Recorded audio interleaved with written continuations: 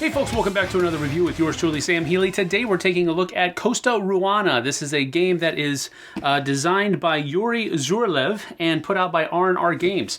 It is basically a game where you're just simply trying to collect the most points by the end of the 5th round. That's how long the game lasts, and whoever has the most treasures and the most people left in their village is basically going to be the winner. And so that's the long and the short of it. There's some card play, a little bit of hand management in there, but let's get down to the table. I'll show you how it works, and then we'll come back with some final thoughts in just a few moments. Let's get to it.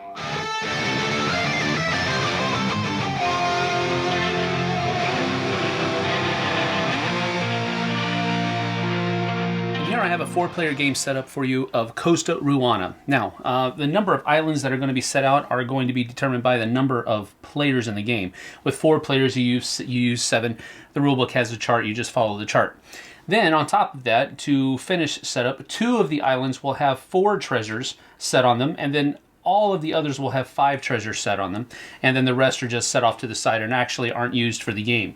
Every player gets their own hut and their matching meeples and a hand of 5 cards dealt to them. Consequently, there are some cards that are in the deck that are taken out, determined by the number of players, again, that are in the game. So keep all of that in mind. The whole point of the game is to simply have the most respect points at the end of the game. And you're going to get respect points. You're going to get 2 of them for each treasure that you have in your hut at the end of the game. And you're also going to get 1 point for every villager that you have in your supply, not on the islands, at the end of the game as well. So you get 2 points for every treasure, 1 point for every villager that you still have in your supply at the end of the game. And then whoever has the most points is the winner. If there's a tie, whoever has the most treasures is the winner. Now, before the game can actually begin, each player is going to be taking one of their villagers and placing it on the islands, starting with the shaman and going clockwise, until everybody has 3 on the islands. Once the islands have been seated with their villagers, then you're able to begin the first round. Now, each round carries out in the same way, with players first of all playing 2 cards, one face down and one face up, and then 1 villager on one of the cards that are placed down in that phase. And then the shaman is going to be able to turn over one of these cards to affect which cards are actually going to be activated during the round. Cards are resolved.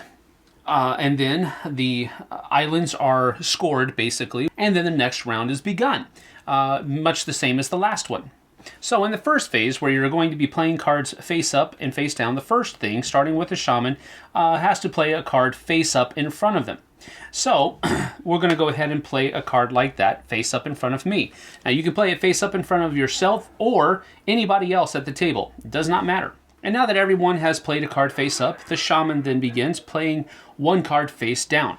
Now, once everybody has played a card face down, now starting with the shaman, everybody's able to take one of their villagers and place it on a card in front of somebody else. And once everybody has placed 1 of their villagers on a card that is either face up or face down, the shaman then has the ability to interact with one of these 2 cards. So he's going to go ahead and turn over the blue to the yellow. Now, all of these other cards are turned over, like so, and like this, and like this. So now, starting with the shaman, all of the cards are resolved. Cards must be resolved in the following manner. First of all, any move treasure cards have to be resolved first. Then you return natives from the islands. Then you place natives on the islands, and then you can move natives from one island to another.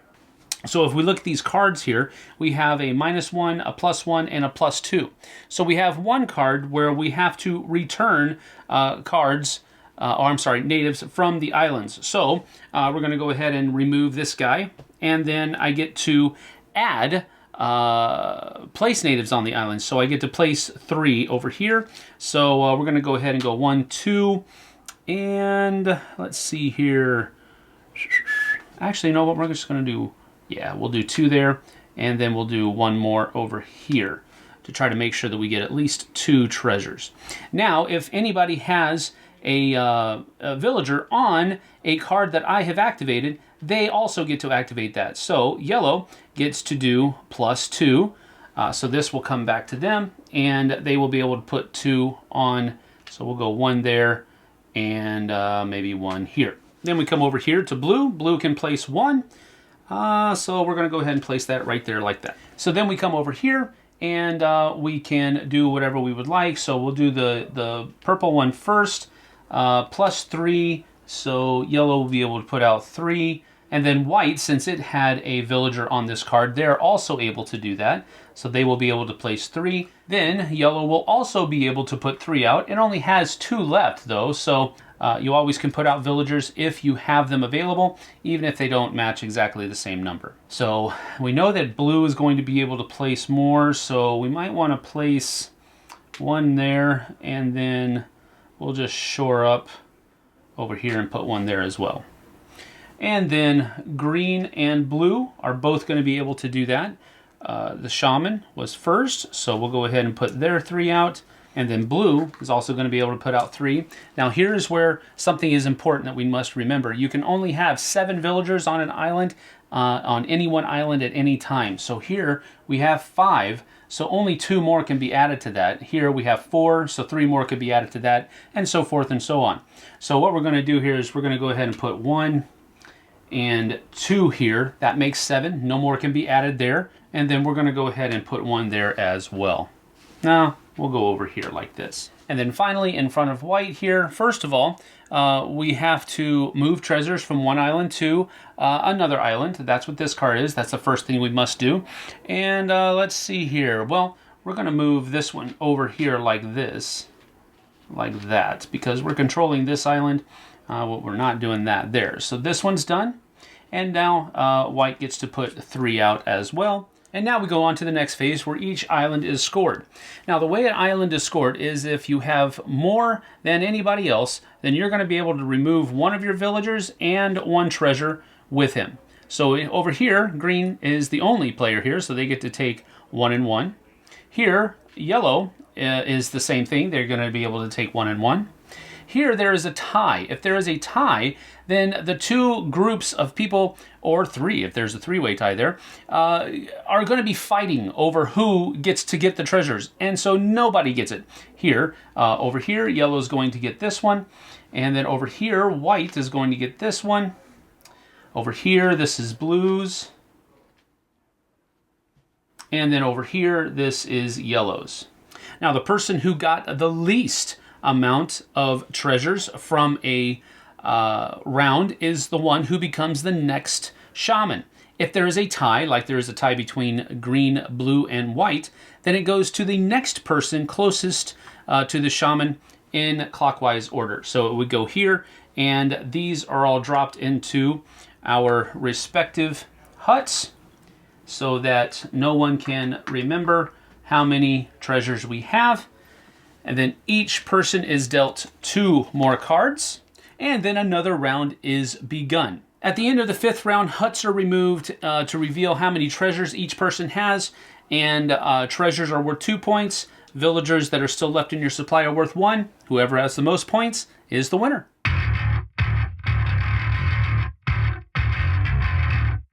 And so that's about it, generally speaking, for Costa Ruana. There is not a whole lot going on as far as the rules are concerned, so it's pretty straightforward. Just play a couple cards out of your hand, 1 face up, 1 face down, and then you get to place one of your villagers on one of the cards that have been placed out or on the table. You enact all of those cards. The only tricky part is really determining, or maybe even second guessing, where the shaman might be turning over one of those 2 affection cards, because that can really mess people up. I've seen it where only a couple people actually get to do actions on their turn. So you do really have to kind of make sure that you're thinking straightly as far as what are the 2 colors that are going to be affected that round. So keep that in mind. So some of the pros of the game. First of all, it's very simple and very easy to teach. There's nothing really too difficult here. Once you just take some time and explain what each of the different cards do. Some of them let you move treasures, some of them let you move villagers, some of them allow you to pull villagers back, some of them let you put more onto the islands. Once you understand that, it's very, very simple to teach. The hand management aspect of the game is very not not difficult.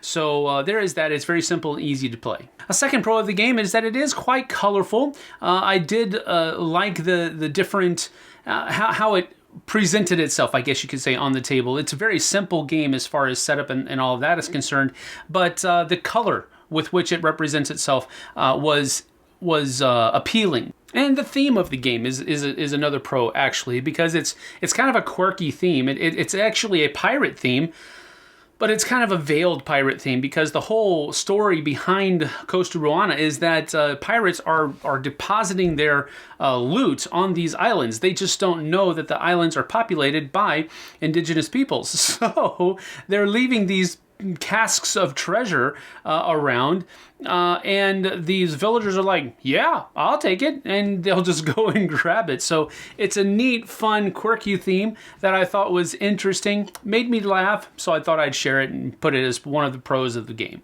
Now, with all of that having been said, there are some cons to the game. First of all, as I'm showing you here, some of the color combinations that come in the box don't quite add up.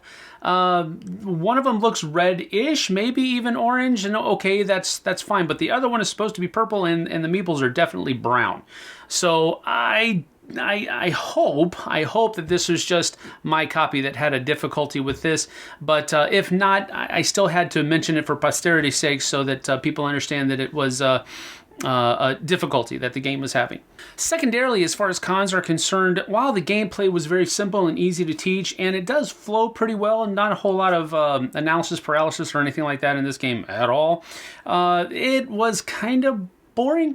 And the reason I say that is because the choices that you're trying to make could be thwarted by a random mood swing by somebody at the table. And what I mean by that is that those, if the shaman, if things are just not playing out the way that he wanted them to, he could really mess a lot of people over by just simply flipping over one of those cards that nobody thought he was going to flip over. So I don't know that I like that random element in a game like this, where you're planning ahead, you're trying to be a little bit secretive with that one face down card, what you might be doing to help yourself or to hurt somebody else. But then to have everything thwarted by just saying, I'm going to do this one instead of that one. Why? I don't know. I'm just going to do it. I don't like it when games allow for that kind of random activity. I mean, I guess there's a lot of games out there that people could do that, just tank the game in some way, shape, or form. But this one, I think, has a pivotal aspect to it that could fall prey to that random mood swing. So I didn't really like it. It made all of the other decisions that you make in the game, as far as trying to deduce which one of those cards the shaman's going to flip over, and placing the right cards in front of the right people or in front of yourself, it made those decisions just kind of diminish and the importance that they carried with it. So it really kind of felt like it turns into this just luck fest of maybe I put the right cards down, maybe I didn't. It just depends on what the shaman does. So that's about it. I'm going to give Costa Ruana a 5 out of 10 because really it's just right in the middle of the road. I could take it or leave it. If it's up to me, I probably won't ever play the game again. But if somebody else wants to try it, I'll definitely teach them how to play, and we'll go from there. But a 5 out of 10 from me, it's just basically an average party level type game. So that's it from me. 5 out of 10 for Costa Ruana. We'll see you guys and gals on the flip side. Take care now.